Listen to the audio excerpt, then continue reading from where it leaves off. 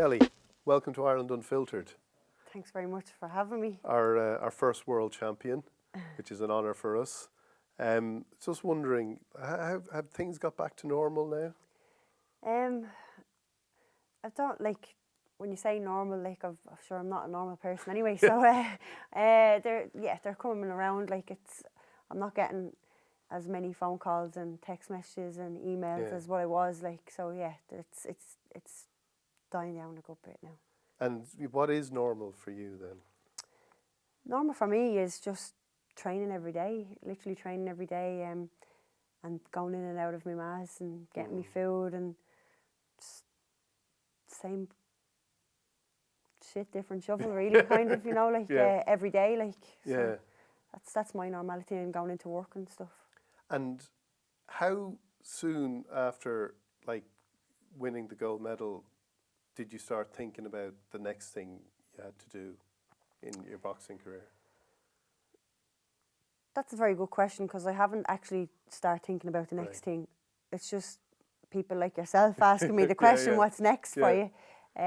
But it's like people are asking me the question and I'm telling them what the next thing is, but I haven't actually started to, like, I'm preparing for the next thing for the last, 2 years, like, so that's already in, the preparation has already begun, but I'm in the middle of like a bit of a break now at the moment. I got back today training, but yeah, I'm not thinking of it as of yet. Like, you have to take a bit of time off for your own for your own mental health as well, because too much of thinking of boxing and what's next, and like it can be bad for you as well as much as it can be good for you. I know. And you can be burnt out, like you burn yourself out doing that, like overthinking it. You're lying in bed thinking of these things, and you burn yourself out, like.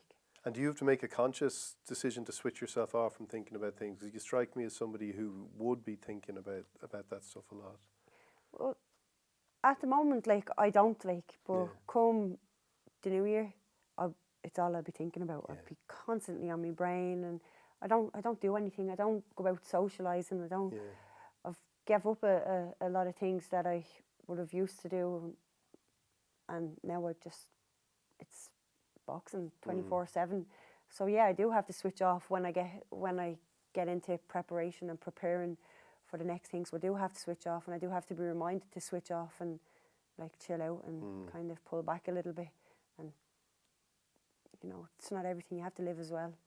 Yeah, I heard you saying that there was some talk of putting a kind of Olympics countdown clock in the high performance unit or somewhere, was there? And you were kind of thought that like you didn't need anything reminding you of like how far the Olympics was away. Like, is some people talking about that? Is that a tough thing to kind of deal with at this stage?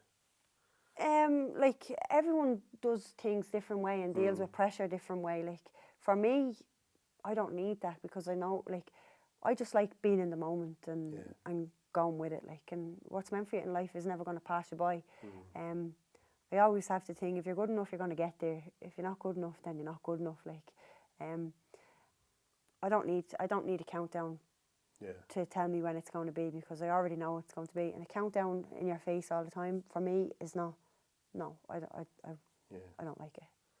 But that's not to say like my teammates won't love that. Like, some people absolutely like thrive on it, looking at it and going, oh, another 600, and and I'd be like, and so many hours, so many seconds, and I'm like, like give it a rest, like, you know what I mean? Chill out, like calm down. I just live in the moment and take baby steps and look at the little things. Like I'm not looking at the Olympics yet. I'm looking at the European Games and the World Championships next year. Even at the World Championships now next year, they're still a good bit away. I don't know exactly when, but I'd say around the same time as these ones were. So they're still ages away. So I'm still like not looking right at them, but they're in the back of my mind, And you're able to enjoy this achievement as well, are you? You don't move on from it too quickly. You appreciate what you've actually achieved. Yeah, I like enjoying it is enjoying it with my family and stuff. So I'm able to enjoy all of that and share it with everybody. Sometimes people come back after doing well and it's all about what they can get out of it, which is fantastic, you know, like you deserve it, like. But for me, it's about doing well and, you know, trying to give a bit of the happiness that I have got from winning and the relief, to sharing that with me family and my friends and my coaches and the kids in the club and the kids in the community. It's about sharing it out, like, and not hogging it all to myself, like, you know, not going around, oh, I am the dog's bee, like, you know, going around and sharing it out with everybody, like, that's what it's about, like, it's about giving it back, and everybody's been a part of the journey. It hasn't just been me. I've been in the ring on my own doing it, like, but it's been a massive team to get me there. What do you mean about the relief about winning? Some people say, like, the fear of losing is greater than the joy of winning, and that's a very true saying. It is, like, because sometimes there's been times before in my career where I think, Jesus, what if I lose? Like, this is going to happen, that's going to happen. You don't think of, what if I win? Like, this is going to happen and this is going to happen. So sometimes the fear can overtake it, like, you know. So when you get to a final of a world championship and your hand is raised, it's just like, right. Oh, gee, Mac, like, that's, what a relief. Like, it's like no feeling in the world. It's just, like, see the way someone says, you have a weight on your shoulders. You have a weight on your, a weight on your shoulders, like, and it's the relief of it, like, to it's over. Like, it's like, it's weird, because you're kind of like, God, it's over, like, do you know, like, you know, people always saying, like, I'm living for this, I can't wait to get in. Yeah, like, you get that as well, but at the same time, like, you also have, like, oh my God, I'm so nervous, and I kind of thrive on the nerves at the same time. I like it because I turn it into energy, but relief is always, you know, I don't know, people do say, how does it feel, like, and I can't say it feels like, yes, like, I'm a world champion, yes, it's like, yes, I'm a world champion, and it's over for now. And we'll take a break and we'll get ready to go through all the same emotions again for the next one. Like, you know. So those emotions, you say you kind of harness them to kind of get to your best of your that's your it. game. To get the best out of your ability. Like, I love it. Like, I'd be going to walking to the ring, like, not walking to the ring, but I'd be warming up and I'd be battling with my brain, like, and I'd be saying, what am I doing here? I'm off me head. Like, what the hell is going on here? Like, how did I even get here? Like, and I'd be like, no, you deserve to be here, Kelly. Like, this is what you worked for. You've worked so hard. Yeah, but this is it, Kelly. Like, now, do you want to keep doing this for the rest of your life? It's like two little, kind of you know, imposter like, syndrome. You know, like, constantly going on. But I love it. Like, this is, like, it's just, that's what drives me. Those two little sides fighting with each other, and then I'm just in the middle thinking, this is brilliant, like, this is great, you know. And do you have the ability to kind of step back from it and go, this is what my brain does, this isn't real? Yeah, that's exactly. You just think, like, it is real, it is what your brain is thinking about, and it is happening, and like, I'm able to step back from it and say, it's only your brain. Do you know what I mean? You are thinking these things, but it is only your brain. And the work has been done, and the preparation has gone in. Like, your attitude has been absolutely fantastic throughout. You haven't let anything or anyone crush that for you. So keep your attitude, keep remembering your preparation, what you have put in to get here, and then go out and just perform. And as soon as I start walking to that ring, those two little heads stop. When do they stop? Like, before, like, a good bit before I start walking to the ring. But like in the dressing room, they're still there. They're still thereabouts, and then they start to fizzle out as I'm starting to, like, a couple of fights before mine, I start to, like, switch on and kind of go into I don't know, like, Dark Vader mode. It's like, it's mad, like, but I love it. Like, it's a feeling. It's just a great feeling. You love that feeling when those thoughts disappear? I love the whole lot of the feelings. Really? All of the feelings. Even the ones of telling you don't deserve to be there? Yeah, well, none of them have ever told me I don't deserve to be there.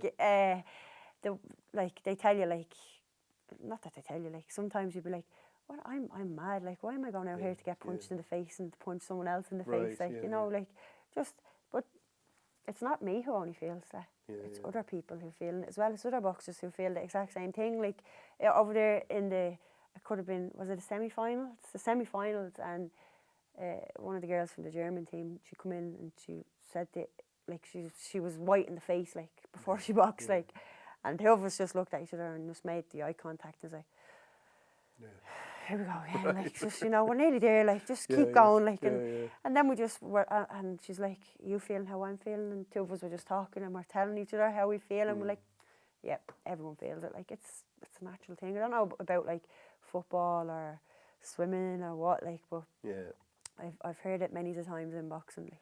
And how do you, like, that thing then, the fact that it disappears as you go into the ring, does that mean that you're not going to freeze with it? Like, it's, because I imagine if that becomes too much, like if you think about all the things that could go wrong or people think about it that way, then it's harder to perform, like in any sport. Well, that's the thing, like, that's what I'm saying. Before I would have been thinking about that, but no, like, I don't really think of the things that go wrong anymore. Like, I think of the things that can go right now, like, you know, more so than go wrong, like, you know. But that would have been, like, back a few years ago, I would have thought of what could go wrong and how it could go wrong and stuff, but not anymore. Like, I always think of, like, I'm walking to the ring and I'm thinking, I deserve to be here. I've put the work in, I've put the graft in, I've cried, I've done everything that I need to do to get here. Like, that person on the other side of the ring has, like, she hasn't done anything more than what I have done, because I've left no stone unturned. No stone is left unturned. So if I go out there and I perform and I get my best performance, then that will speak for itself. Now, but like I say, what's meant for you in life won't pass you by. Like, there's always someone out there who's going to beat you. Always, like, there's always someone out there. So you have to be the best of your game all the time, like, and try and be the number one, like, and realise that, like, you can't be sitting back and thinking, I'm number one now, like, and I'm going to take a little step back here and chill out for a while because I'm the best in the world. You're a target now, like, I'm a target now. People want to beat me, and people are going to be watching videos of me and how they're going to beat me and what tactics they can use to beat me. So I'm going to have to do something now to get better. And it's something I've been thinking about, because, like, what do I do now? How do I train harder than what I've already been doing? Like, how? So I don't really know yet. Like, so we'll speak about that now when we get back in the new year, about what I have to do now to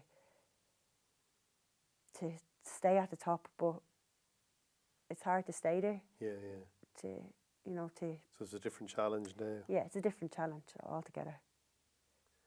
I don't know how I'm going to overcome it or what, but I'm sure I will do it, because we have a great team around us. But it's tough, but I mean, it's tough at the top, isn't it? So it's a good place to be, though. It's a good place to be, yeah. Tell me about when you say a few years ago those kind of negative thoughts or those doubts would have been more pronounced. Like, what changed? Training changed. Like, everything. Like, it wasn't until 2015 that I actually started to train. I actually said to myself in, like, 2015, it was before the World Championships. It was the start of 2016, but in 2015 I had said to myself, right, like, I'm boxing since I'm 15, 16, I'm 29 now. And I said to myself then in 2015, listen, I'm either going to coach or I'm either going to box. So if you, like, everybody tells me how good I am, like, never really believed it. But it's like, give yourself the benefit of the doubt. Just train your arse off and see how it pans out for a year. So that's exactly what I done. I started to really, really train hard, and consistency was there. I was over in the high performance when it was back over on South Circular Road, and been training alongside, like, Michael Conlon and that. And when you're training with world class athletes, it gives you a bit more of a drive to train, you know. So I was training there, and confidence and everything then just came from that. And all those little negative thoughts, I was starting to get little multi-nation fights and international fights, and I was starting to beat these girls, and I was thinking confidence was growing, and support staff team, I was getting looked after a lot better. Confidence was growing, and the negativity started to fizzle out a good bit, you know. I started to realise that, okay, I can actually do something here. So then the World Championships in 2016 came around, and I wasn't going in like looking for a medal. I was going in to see what the hell I was going to do in there. Like I was going in there thinking, this is it. Like it's make or break here, because if you do well here, you'll keep going, and if you don't do well here, I'll have to work, or I'll just coach or something, you know. Like that was my breaking point. I was either like, at that stage I was like, I'm going for it or I'm not going for it. Got the medal, and then things just changed. Like confidence, everything. We all have that little negativity in our heads. It's nature as well. Like, you know, anyone who says they're positive, they're lying. Like there's always negativity in people. It's how you're able to block it out and push past negativity. And did you feel then as well at that stage, because I think at that point you talked about the funding and things like that, I think it was after 20, like did you feel that when that changed too, that you were getting the assistance that you deserved really? Yeah. In the run up to 2016, I had took time off work as well. I said, I'm going to like just work every second weekend, which I'm doing now, which was quite hard, like, because I hadn't got much money coming in. If you're working every second weekend, it's not enough money, like. So I had no funding at that stage, and I wasn't working full time, and I was training full time. So I was training full time and working every second weekend, which was quite hard. And when I got the medal, then funding kicked in then in 2017. So there was no pressure on me, like I was able to train. I was able to take the time off work, still work every second weekend. But there wasn't that pressure of having, I've no money in the bank account this week. How am I going to get me messages? How am I going to eat right? Because like diet is a massive part of performing. Like, I mean, you can always eat right with working every second weekend, but you can always eat food with working every second, but it might not be the right food, you know. Whereas when I'm getting me funding now, it allows me to buy the proper foods that I need and support myself, you know. So you were training, you know, as a full-time athlete, you were in full-time training, but you weren't getting any support at all, and then you were going to the World Championships and coming back with a medal, and like the funding kicked in, 6 months after that, was it, or? Yeah, well, I got the medal in May, and then the funding kicked in April 2017. Right. Yeah. So it was another. So it was another good while, before I actually got the funding. But at that stage, I knew I was getting funding. I was like, right, I know I'm getting funding, so don't like lose the run of yourself or anything. Just, you know, like. But did you find that hard? Because like there you are, you come back and you're fated as a medalist, and yet like you know the realities of Jesus. Like I don't know, like I can't eat I can't prepare as well as I want to because of my situation. Yeah, well, luckily enough, I have a good family, you know, and I have good support system around me. So I didn't find it too hard, to be honest with you. But other people may have found it hard and find it hard. So I didn't find it too hard because me family and stuff look after me, and we're all there for each other. And I mean, my ma wouldn't mind throwing on an odd pot of stew here and there and giving me a good stew injection, you know. You know. Yeah. Talk to me about your family, because you've 3 brothers, you grew up in the middle of 3 brothers who were all football. Football, yeah. Yeah. And did you play, like, was it a kind of competitive house where football was being played all the time? Because your elder brother is a football coach now, isn't he? Yeah, Christopher. Yeah. Like, I couldn't tell you the first things about football. Right. Football, growing up, was on the telly 24/7. Yeah. And we would absolutely kill each other. I mean, like, proper kill each other, because football would be on the telly all the time. Like, I just couldn't stand it. Like, not that I can't stand it now. Like, I just don't really watch it. Like, because I don't I don't know any of the rules of the game or anything. It's just not something that I watch. But growing up with them, we just kill each other, like, literally kill each other. But we'd always be there for each other at the same time, you know. Like, only I can call my brothers' names and batter them. Like, no one else can do it. That's always been the way, you know. Like, it's like, So you weren't playing football with your brother? I talked to your brother, he told me you were playing football, you were all playing football, but you weren't playing football. No, they play football. You didn't play football? No, I'd be out, like, when my brother would be playing football, I'd be out trying to, like, hang around with them, like, Right. but I've never, like, he'd get one of his friends to, like, scare me away, like, you know, like, because I'd be, like, the hanger-on trying to hang around with my big brother, like, you know, when we were kids, like, yeah. Now, like, we train together, myself and my older brother, like, we do a good bit. When he's home, like, we'd go out and we train together, and, like, I like to try and kill him, you know, like, as in a session, like, and really, like, see how far I can push him, like, and he'd do the same, like, he'd like want me to be crawling out of a gym, like, you know, like, oh yes, I was able to break her there, you know, like, so that's what we try to do with each other, like, we try and break each other with sessions when he comes home, like. And you 2 younger brothers then, was it? I have 2 younger brothers, Aaron and Joel. Yeah. So Joel is the youngest brother. His birthday is actually on the same day as mine, like, you know, but I'd be close enough to Joel as well, like, he's youngest. And were you protective of them? I never really had to be, like, do you know what I mean? Like, no one ever messed with any of us, like, no one ever started on any of us. No, I've never had to be, like, you know, but if anybody ever did, they'd be sorry, like, you know. And your parents then, like, they were, like, they've been with, like, supporting you, like, the whole way. Can you talk a little bit about them and what they brought to your house? My ma and dad they're brilliant, like, because I was never into sport until I was, like, 14, 15, 16, like, that's a ripe old age to get into it. Like, normally people get into it from a young age, so, like, my brothers were playing football and stuff, so they'd all go off. My dad take them all off to football, like, and he'd be on the sidelines, whereas I wouldn't be doing anything, you know, like, so I was never really into sport.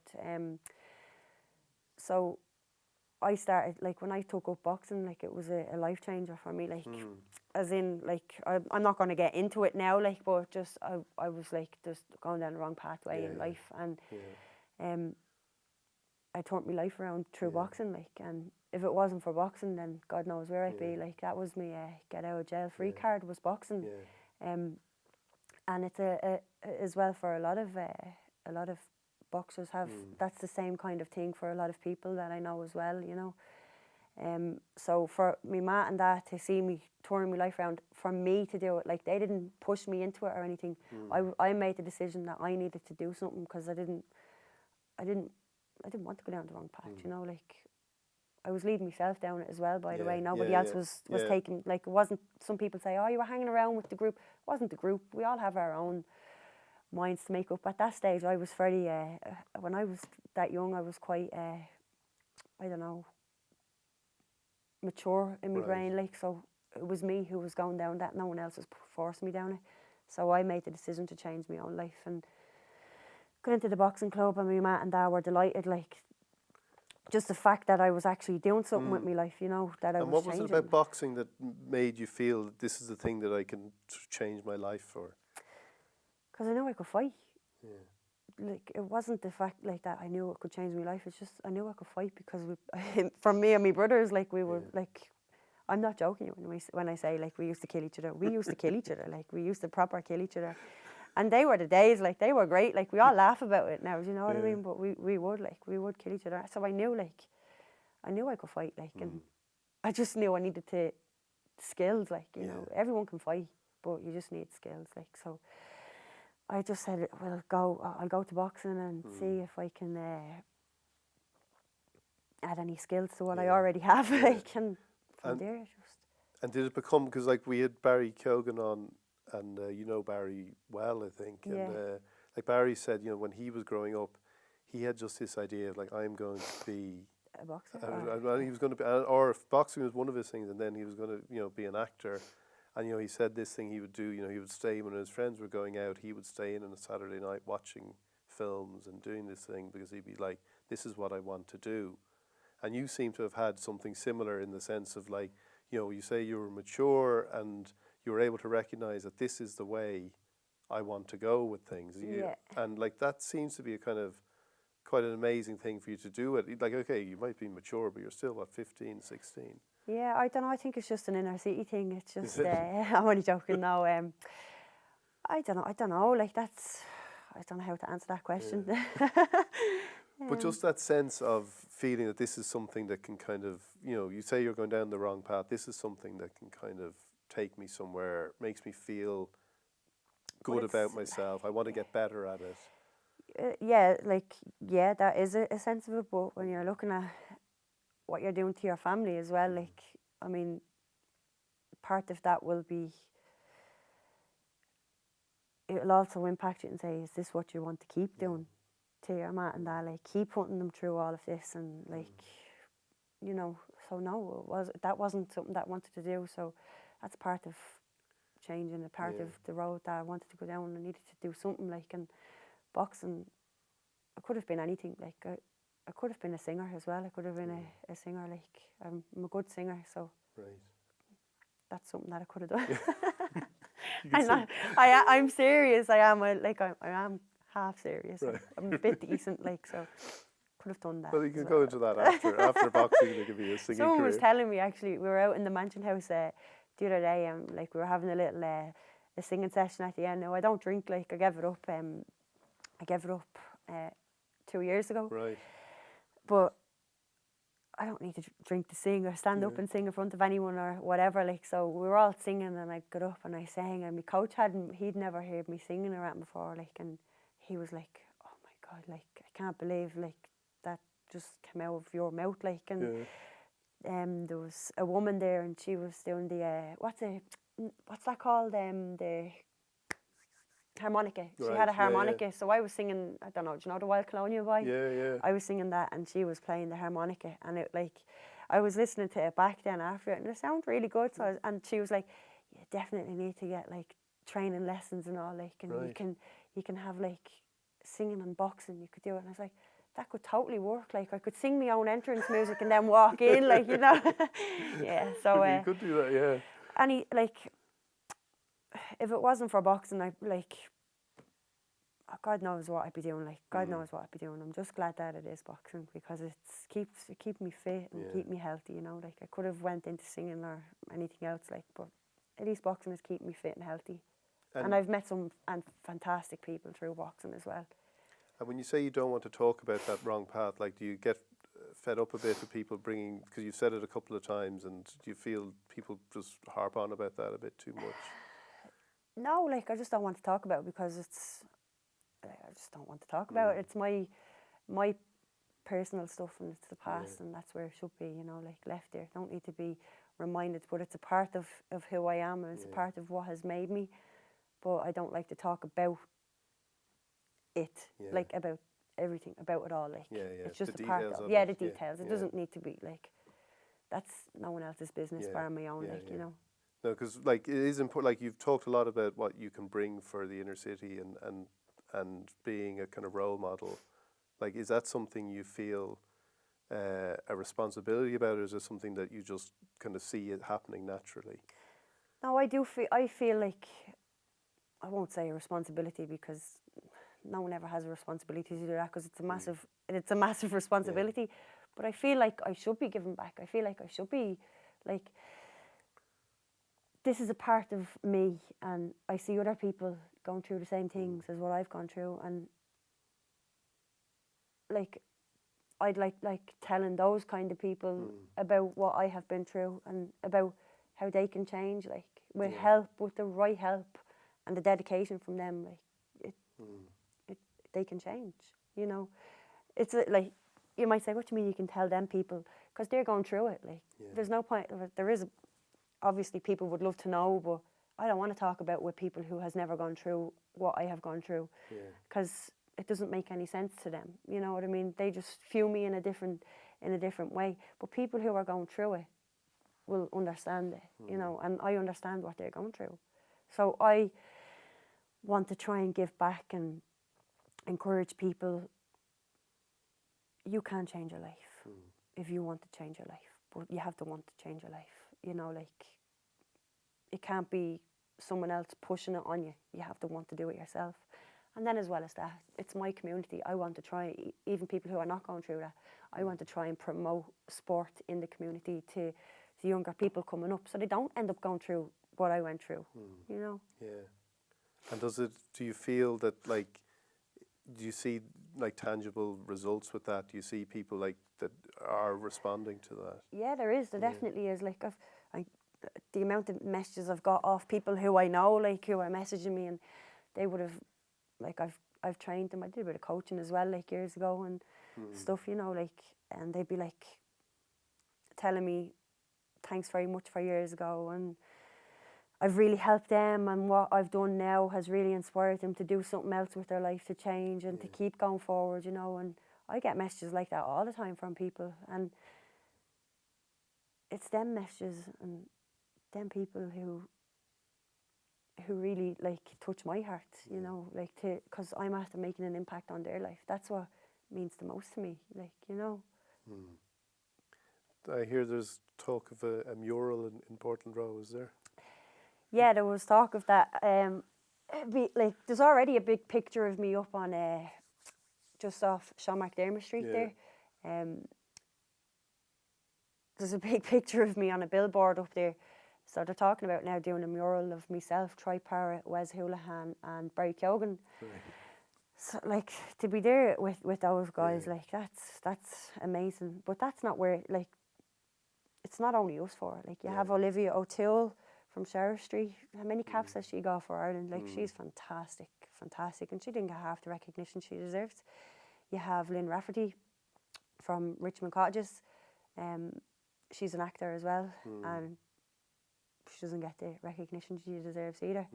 We have, like, talent oozing out of the inner city and all the surrounding areas, you know, like, it's fantastic.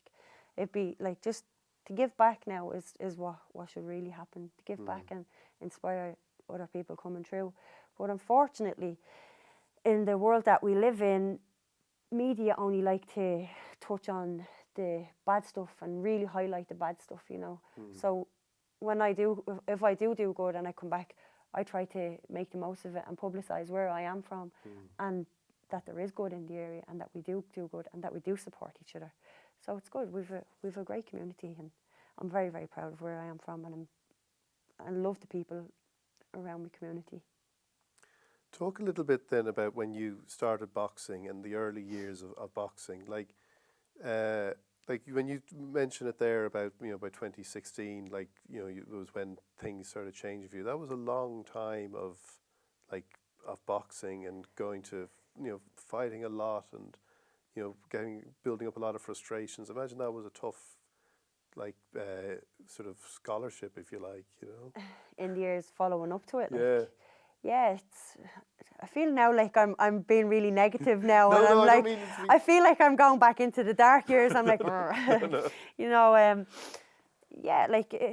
again, I've and I'm really saying this over the last few days, and I'm actually getting tired of saying it, but I've been living in the shadows, like, of a fantastic athlete in Katie Taylor, you know, like, it's hard when you're living in the shadow of someone. You can imagine how sick you're going to get of doing that, you know. And I mean, I decided then I was going to try 64 and see how it went, and then it just went from there, like. But yeah, it was hard, like, and things were really, really different back then. We didn't have this. I didn't have the support.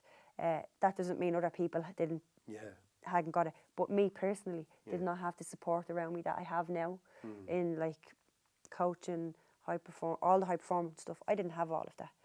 I wasn't getting sent to tournaments, like multi-nations tournaments, and sent to European championships and world championships. If I was getting sent to Europeans, I've been to a few Europeans and a few European Unions. I've only been to 2 worlds, and to be sent to, when you get picked to go to them, they'll only take you in for 2 weeks before that. Like, they used to only take you in for, like, 3-4 weeks, 2 weeks before you go out there and expect you to bring back a medal, like, you know. And then you're going out and you're trying to compete with girls who are training the same way I'm training now back then. Do you know what I mean? Like, and realistically, that just does not work. Like, you know, you have to be training hard, like, and be getting proper training all the time. Whereas sometimes I'd be like, I wouldn't be smart back then. I wouldn't have been smart, like, say if I was going for, I don't know, an intermediate or a national championship, it'd be the week, I'd be at the training right up, but then come the week of the weigh-in, like, so the week before the weigh-in, I'd be thinking, like, geez, I'm not fit, have to go out and do a 10-mile run, and I would literally pile that training in a week, and you'd be going in and you'd be fit, like, but then you'd be going in and you're in an intermediates or an All-Ireland final, and you're blown after the first round, and all you're thinking is, how am I tired? Like, I've like trained so hard, I've done this, I've done that, but you weren't smart. Like, you were, you know, you were blown out, like, because you piled everything in the last week. Whereas now the support is there, like, you're watched, like, you're monitored, you're not allowed, like, you're pulled back. Like, I have someone pulling me back all the time because I kind of still do that a little bit, like, but someone will be pulling me back saying, oh, Kelly, like, you've done enough now, you know, you need to relax now, and rest and recovery is better than, it's more important than that, you know, like, so, yeah, like, back to the question that you asked me, yeah, it's been hard, it's been challenging, but that's what, like, this is all a part of me and of where I am now, and do you know what, it makes it all the sweeter, because, like, I mean, if I had just got into the sport and had to start winning left, right and centre, like, I'd have no story, would I? You know, I have a story, like, and it's my story. I tell it to myself, like, I go back over it in my own head some nights. I'd be thinking, I'm so proud of myself that I'm here, like, you know, that where I've got to, you know. Yeah, you do that, you would do that. Yeah. Because there must have been times when you, like, you say it now, it makes sense of it, but there must have been times in it when you thought it wasn't going to be like that. Loads of times, and that's why I think of it now, like, and I go back over it and I think of how close were you to quitting on so many times, like, and how many things went bad for you, like, before 2016, like, what I have gone through, like, it's you couldn't write it, like, you couldn't write it. And I don't get into it all, like, but this, and that's not even in my past. I'm not talking about my past, but I mean in sport. Yeah. Like, you couldn't write it. And apart from your own, like, willpower, who were the people, like, your parents presumably were the people who kept you going in those times in your family? Yeah, like, my parents would have, yeah. My dad, especially, like, he always pushed me, like, he always knew there was something good there, you know, like, whether it be sport or nothing, like, I'm a big softie, you know, so he always knew, and I kind of just wanted to do well for them, like, and pay them back in some way, shape or form, you know, like, for everything that they've done for me, and for sticking by me, like, and not just saying, right, off you go, good luck, you know, like, they stuck by me, so. Without sounding like a sob story, like, I've had an absolutely fantastic life. It's an inspirational story, you know? I've had a fantastic life, and I would not change one thing in my life. I wouldn't change, maybe a few little things, but, like, I wouldn't change it, like, because it's made me who I am, like, and it's a part of growing up. It's a part of being who you are, like, we all go through different things in life, like, you know, and I wouldn't say unfortunately mine was that. I'd say thankfully mine was that, and thankfully I'm a strong person that I was able to overcome it and get to become a double medal world champion. Yeah. Well, if that makes sense. I haven't actually said that out loud. Like, people know it. You know, gold, like, silver. Yeah, gold and silver. Bronze in the Europeans this year. That kind of fell by the radar. I don't know why, but, like, myself and Michaela Walsh took 2 bronze medals back from the Europeans this year, and they were unheard of, like, but we got them, and they don't come easy. Do you know what I mean? It's been a fantastic. I got a silver in the European Unions last year as well. Like, just, it's been amazing. Like, it's been absolutely amazing. It's been a journey and a roller coaster, and I'm loving it, and I'm still loving it. You know, it's brilliant.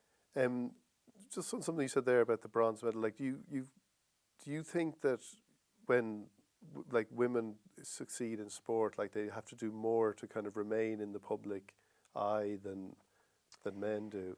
I don't know. Like, I'm not going to get into the whole women and men thing. Like, I think it's boxing in general. Right. Because we also have Kurt Walker and Kieran Malloy. Yeah. They were actually out in the European Unions when we were out in the World Championships. And Kurt Walker got a gold medal, and Kieran Malloy got a bronze medal in the European Unions.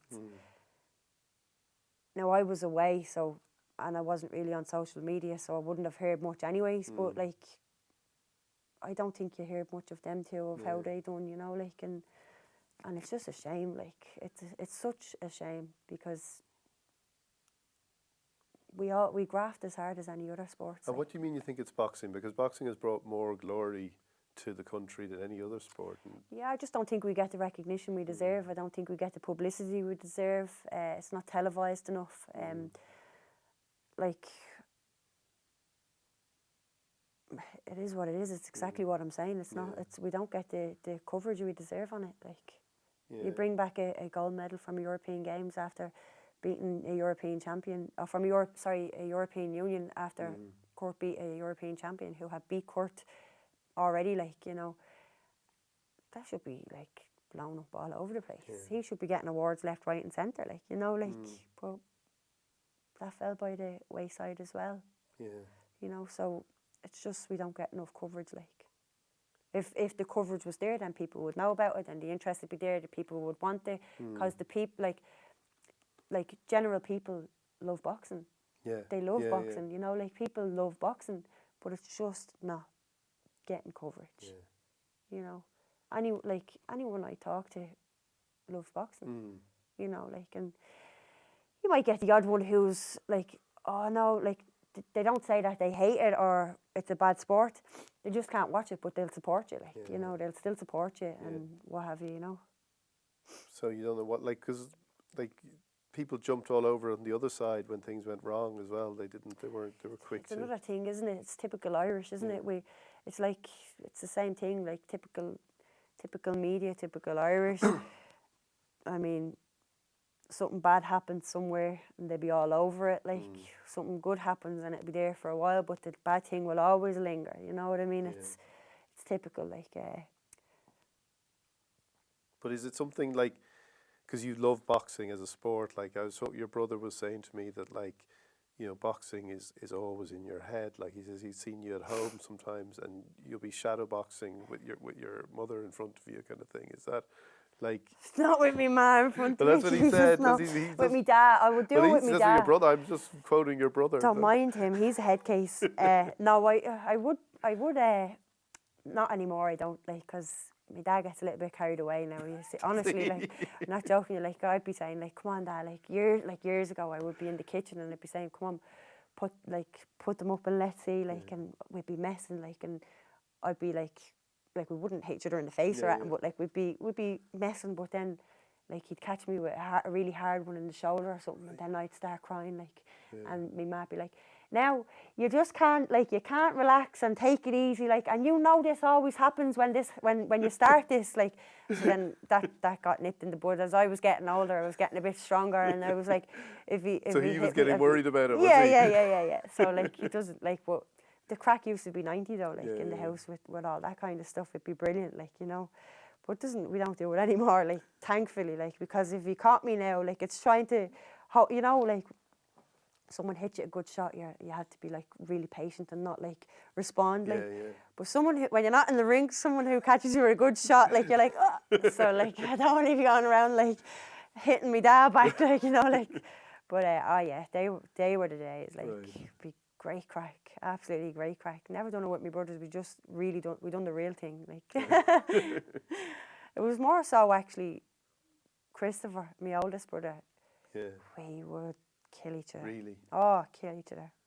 Yeah. So that's what he was telling you, is why he was spinning me these lines, and because he was just getting revenge, was he? Probably, yeah. No, we'd kill each other. Yeah. I'd still kill him now, like, but I wouldn't, like, I know I'd kill him now, but I just leave him off, you know, like, don't like to embarrass him. How important, like you've touched upon it before about sports psychology and stuff like that. Is that a big part of your preparation for fights now? I've done a bit of sports psychology with Kev Mack. Yeah. It wouldn't be a massive part of what I'm doing, you know, like, because I tend to, what I'm saying about the good side and the bad side, I thrive on that. Like, that's, like, I enjoy that. I thrive on it. But there's little things that I take from Kev and I'll put it into what I need to block out that then when I need to, you know. It's not a massive part, but it's a small part, yeah. But is it so you don't want to kind of get too much? No, I wouldn't be like, have sports psychology now on every Wednesday or twice a week or once every 2 weeks. Or no, like, probably do it like 3 times a year. That's enough. Like, I don't. Yeah. And that's because you like that kind of energy of the doubt, you know, the doubts. And I don't really need it. Like, you know, it's not a sports psychologist I need. It's an actual psychologist. Why do you say that? I'm only joking. Well, kind of. No, I just, I don't really need it. Like, I just do what I do. I know my own mind, and I know exactly what way my brain is going to work before a fight and the lead up to a fight, and how to change it and how to stop it and stuff like. So I don't really need it too much. Yeah. But it's nice to get a couple of tips off the psychologist if you do need it. If you do need it, you know, like. Yeah. So I have a few little secret weapons there for if I do need them, I can use them. And they're a secret, so I'm not telling you, so don't even ask. Why are you joking? Well, tell me that. No. I was wondering on that, though, is the work you do in St. Vincent's, is that something that actually is a kind of way of taking the pressure off? Because it seems to me from reading about what you've said about it, it seems to be a kind of release valve for you in some ways. That's exactly what it is, yeah. You hit the nail on the head. That's my breakaway from it all, like, and that's when I'm going into people who don't care about Kellie Harrington, the world champion. Not that they don't care about Kellie Harrington, the world champion. They see it as Kellie Harrington, and, you know, like, I'm just another person. Yeah. You know, like, there's no airs and graces. I'm exactly who I am. I'm their friend. Do you know what I mean?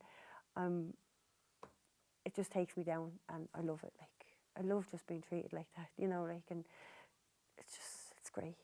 It's brilliant. It's a brilliant place to work. It's a brilliant getaway, and I think every athlete needs something to take them away from their sport, because you can't go on 24/7 thinking about boxing. Like, even though when I'm in work, I tend to find myself shadow boxing in my head or on the lift, and I'd be like, oh, and the lift doors will open, and I'm like, okay, relax now, stop.